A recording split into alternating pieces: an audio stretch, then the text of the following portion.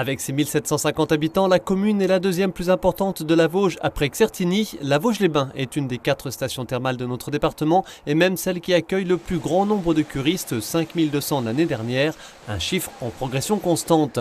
Ici, l'activité industrielle, c'est un lointain passé. Aujourd'hui, le dynamisme et l'économie locale reposent très majoritairement sur le petit commerce, l'artisanat et l'hébergement des curistes.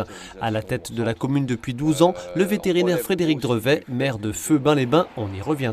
Un élu qui fut un temps conseiller départemental socialiste. En 2014, il l'avait emporté avec 61% des voix face au divers droite Michel Steinley. Frédéric Drevet, également vice-président de l'agglo d'Épinal en charge des transports, brigue un 3e mandat. Face à lui cette fois, Sébastien Imbert, 29 ans, informaticien de formation, aujourd'hui collaborateur politique du Rassemblement national au Conseil régional et responsable vosgien du parti. En 2015, il avait été candidat aux élections cantonales et en 2014 au municipal d'Arceau, désormais commune déléguée après la fusion en 2017 avec Bains-les-Bains et Haut-Mouget, un regroupement réalisé par Frédéric Drevet, regretté par Sébastien Imbert. Du fait de cette commune nouvelle, notre commune est considérée comme pôle relais rural structurant au niveau d'un bassin de vie qui dépasse le cadre de la Vosges-les-Bains et ce qui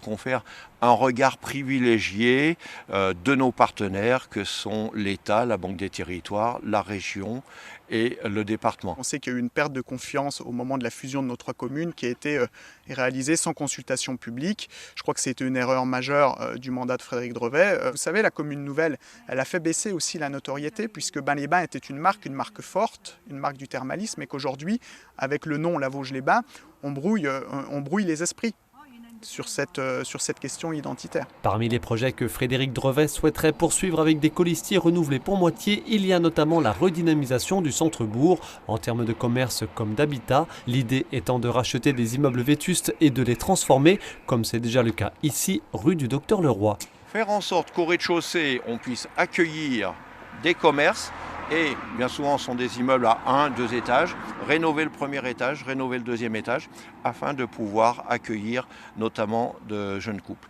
C'est une démarche qui a été déjà mise en route en 2018, sur laquelle nous avons travaillé en 2019.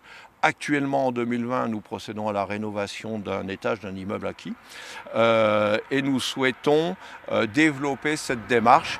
Une démarche partagée par Sébastien Imbert. Autre point commun entre les deux candidats, la mise en place d'un réseau de vidéoprotection, réseau toutefois très restreint pour Frédéric Drevet, plus important pour Sébastien Imbert. L'élu RN souhaite également rétablir l'éclairage public nocturne et créer un poste de policier municipal pour verbaliser toute incivilité sur la voie publique, entre autres.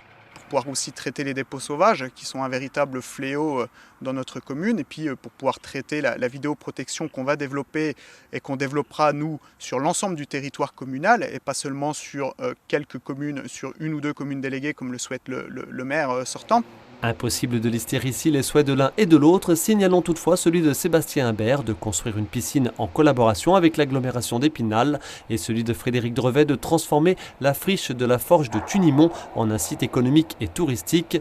Quant à ce que pense l'un de l'autre, ce qui est important, ce n'est pas l'action politicienne, mais c'est l'action politique avec un grand P majuscule, s'occuper de la cité, bien au-delà de clivages partisans. Ce n'est pas en repartant avec l'équipe qui est là depuis 12 ans qu'on va pouvoir faire évoluer les choses positivement. Je pars avec une nouvelle équipe, avec des personnes de toute sensibilité politique, de toute catégorie socio-professionnelle, mais qui ont une envie, faire avancer positivement notre commune. Les deux candidats ont chacun à cœur de défendre une certaine vision de la ruralité. Reste à savoir laquelle les habitants choisiront de soutenir le 15 mars prochain.